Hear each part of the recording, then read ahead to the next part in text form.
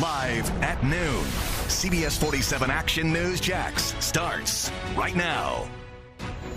The JSO officer who was brutally beaten by a shoplifting suspect in 2023 faced her attacker today. I'm Phil Amato. And I'm Chandler Morgan. That's this man here. We first told you back in 2023 when Joseph Merrill was arrested after JSO says that he beat that female officer into unconsciousness. Well, Action News Jax, Zion Dakota joining us live from the Duval County Courthouse. And Zion, you were there as Officer Jennifer Scott delivered compelling impact statements to the man who attacked her.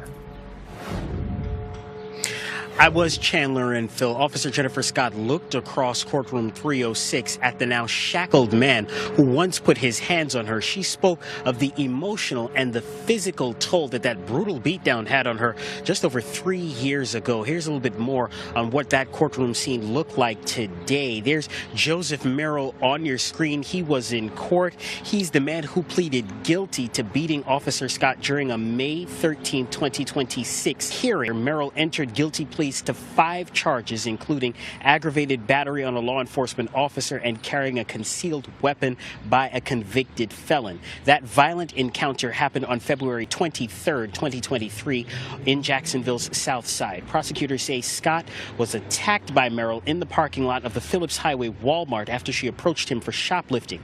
They say Merrill brutally beat Scott, punching her in the mouth, knocking her down, breaking multiple bones in her face. Merrill then ran from the scene after being spotted by a nearby JSO sergeant.